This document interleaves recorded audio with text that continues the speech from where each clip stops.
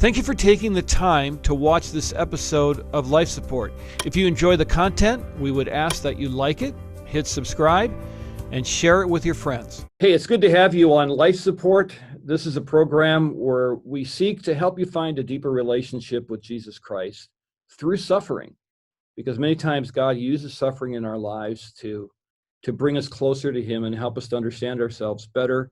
And I have a tremendous guest that we visited with last time, and we're going to talk again today. Her name is Diane Langberg. She's a psychologist who deals with trauma and abuse inside and outside of the church. She's done this for many, many decades. I don't want to really tell you how many decades because I don't want to date her and get in trouble with her. She also has a really great book coming out. And Dr. Langberg, thanks so much for being with us. It's great to have you. Thank you. It's good to be here. We talked last time we left off. You were telling a story about a woman who you couldn't figure out what words to say, couldn't figure out how to help her.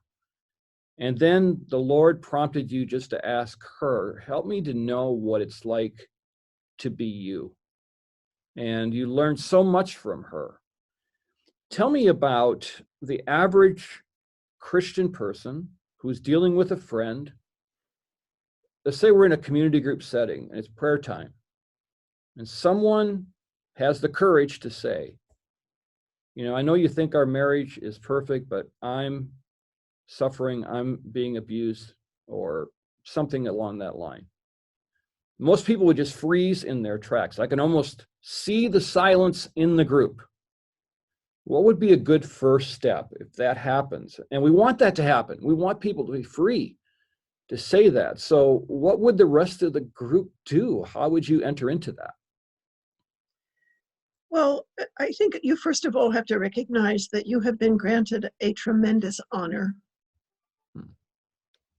You have somehow given hope a small place in that woman's heart, or she would never say anything. You also know something of her desperation, or she would never say anything. My inclination would be to say that took a lot of courage, and I'm honored that you've told us, or me, whatever. And I want to hear more when you feel safe and are ready to tell us. And I want to understand so that we can come alongside and walk with you and find help and safety for you, because it's not supposed to be like that ever.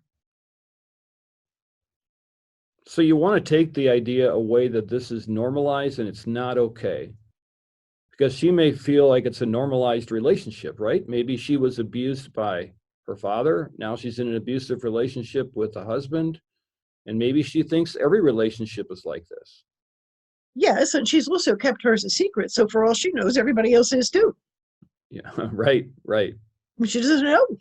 And if Right. she's never heard anything about it from a Sunday school class or a pulpit or somebody in the women's ministry saying, I read this great book on domestic abuse and how we can respond as a church, and passed it around. Nobody's done anything that says, we know this exists.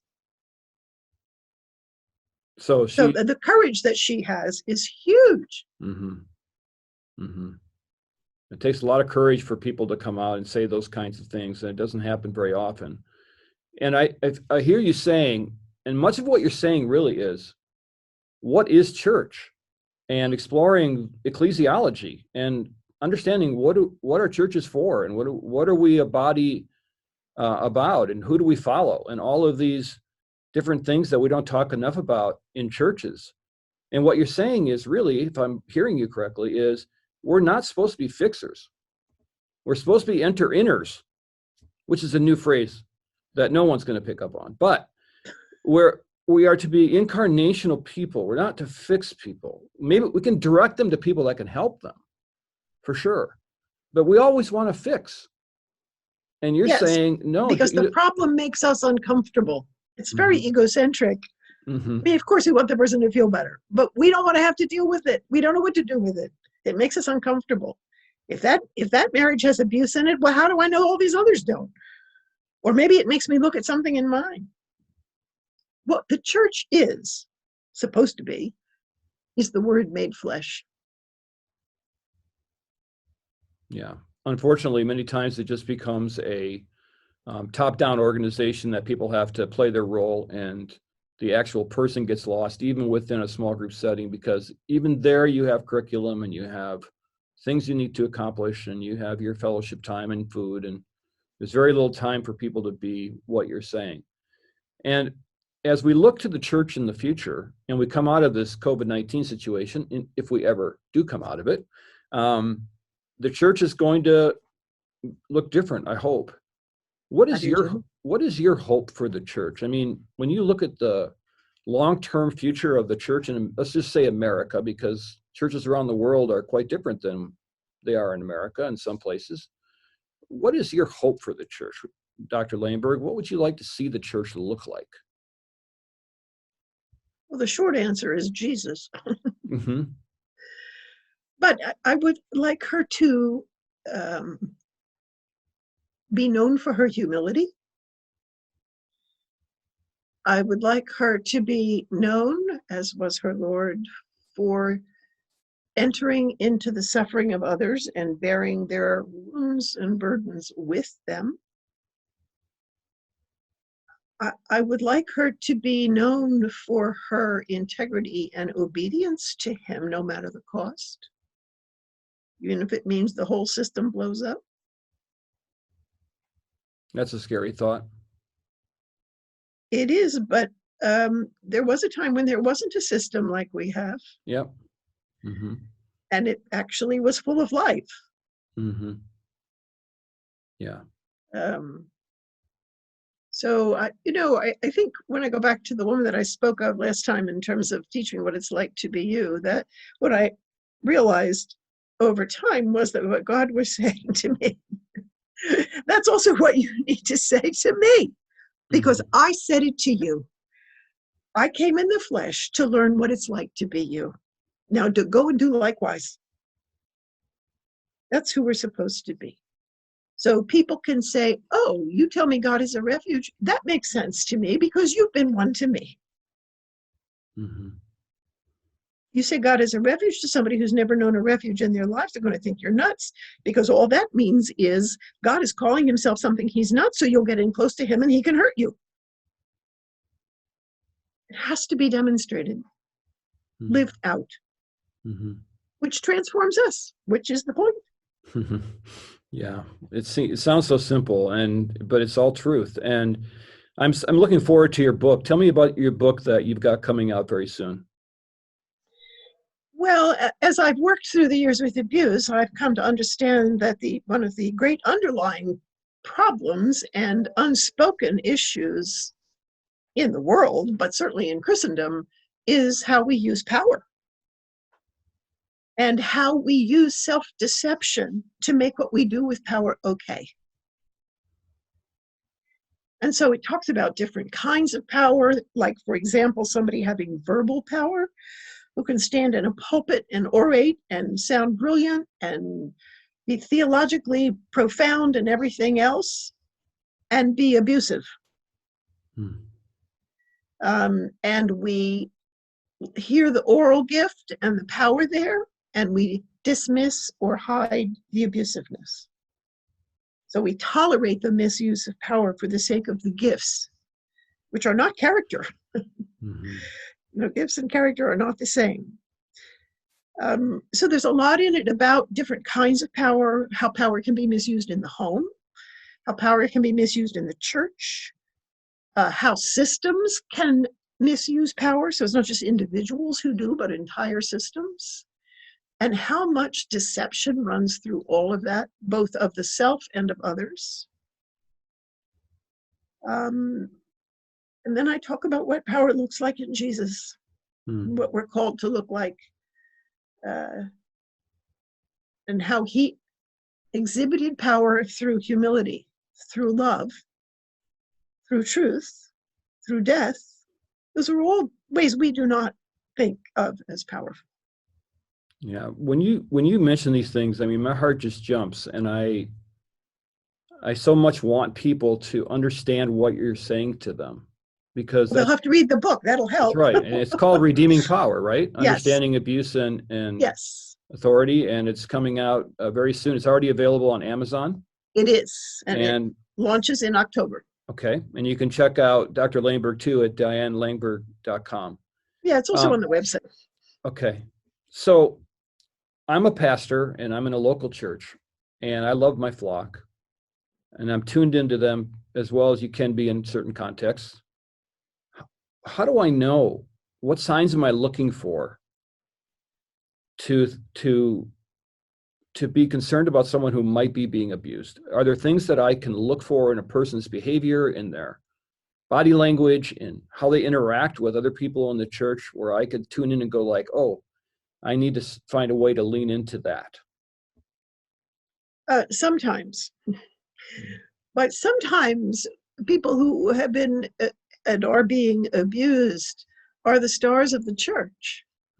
They know how to run things. They know how to be hospitable. They know how to make things grow.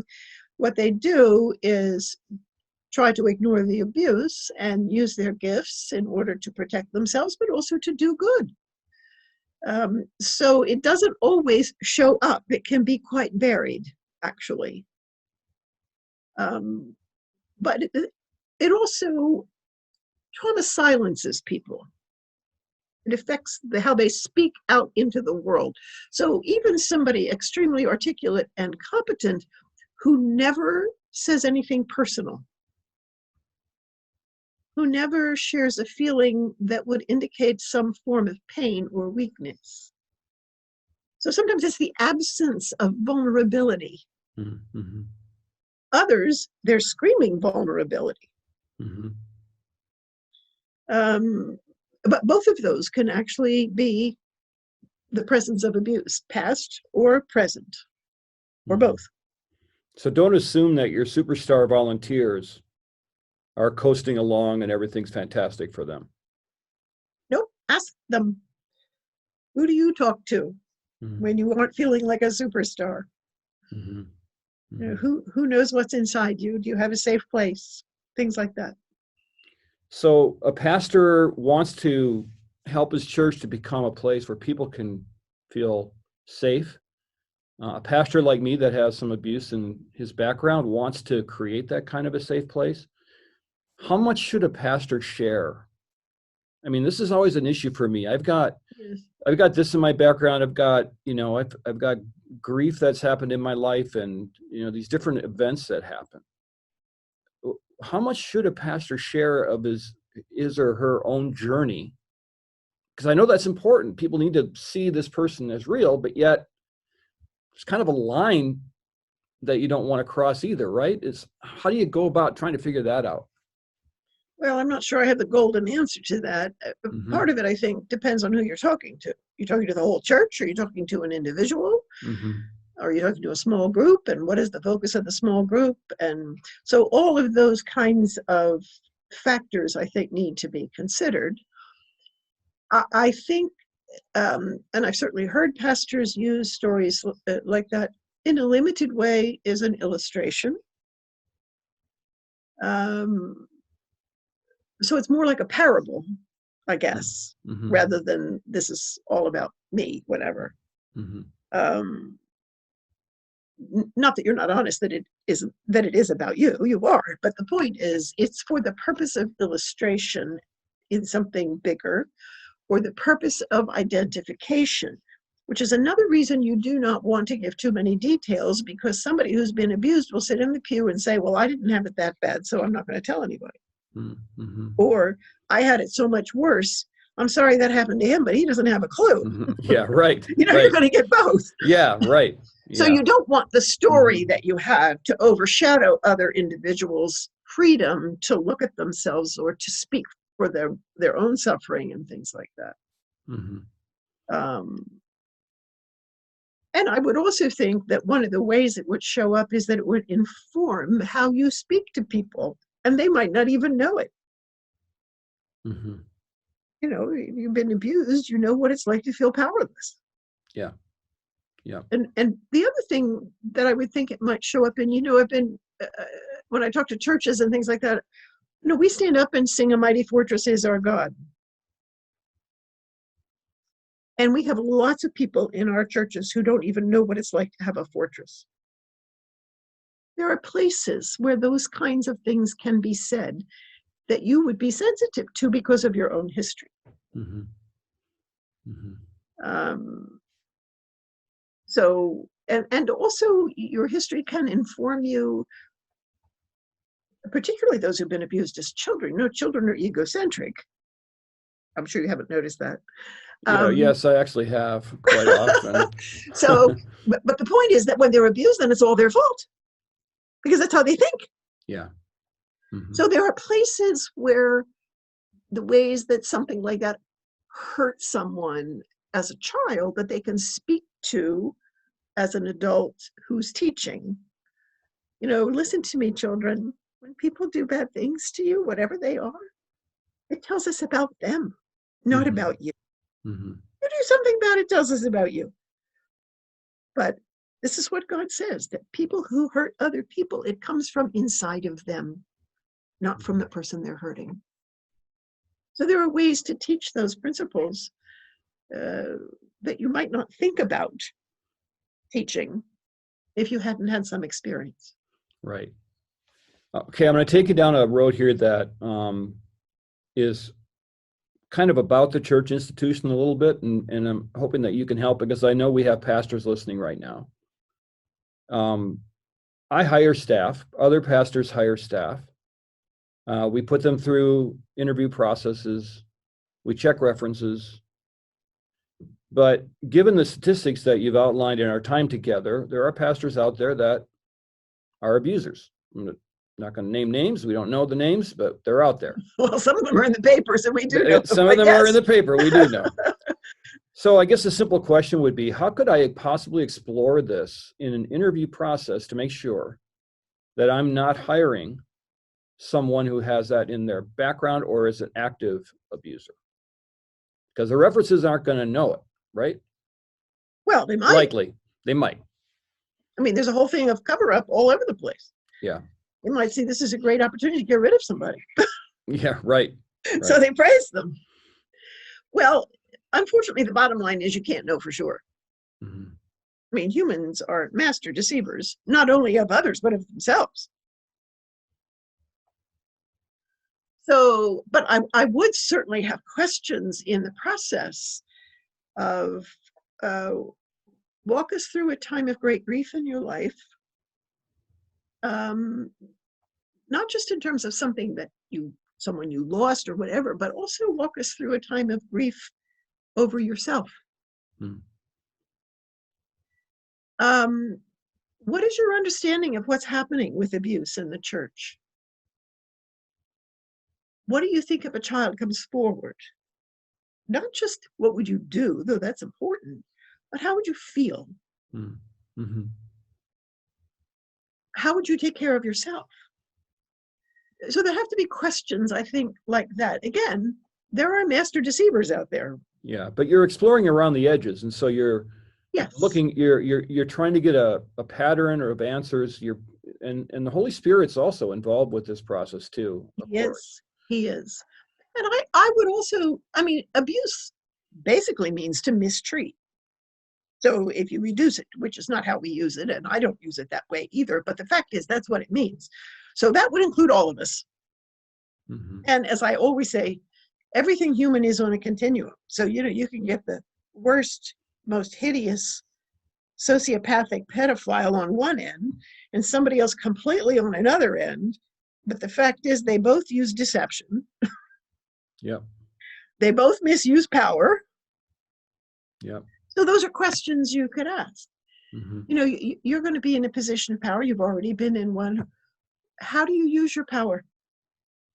What are some ways you're sorry that you used it when it was for yourself and not for others? What did you do about that? Mm.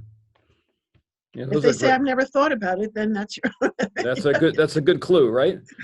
How do you keep your head above water when you're somewhat immersed in this topic and you're dealing with people who are so broken and it's such an ugly topic? How do you keep hopeful? How do you keep yourself sane when you know all this stuff's going on in the church? Well, the assumption, of course, is that I'm always sane. Well, now let's talk to your friends about that part. Well, that's one of the answers, actually. Some years ago, at least 20, maybe more, I was in a car on the way home after a particularly horrific story that involved a church, and was pounding on the steering wheel and told God I quit. I didn't ask. I announced it. I'm done.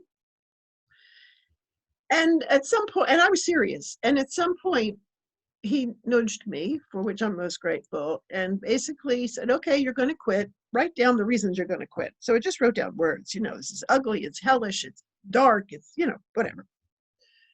And then was prompted to write down the opposites on the other side of the page. This was days later, for the record. So I did, ugly, beautiful, dark, light, whatever. And I realized in writing that list that he is the other side. Mm-hmm. And I realized two things. One is I must pursue him, of course, but I'm just a person. And I must pursue those in human ways. I need beauty, and I find it in nature. I love the woods. I love the trees. I love planting flowers. I love, complete disorder is what comes to mind when you think of abuse. I listen to Bach. Yeah, right. He ever hit a disordered note in his Right. life. Right. So I have to feed myself, Mm-hmm. sort of like he did the prophet, Mm-hmm. Yeah. just like a human being. Yeah. I have to feed myself the opposite of those characteristics. And then, of course, the other piece of it is that he is the opposite. And it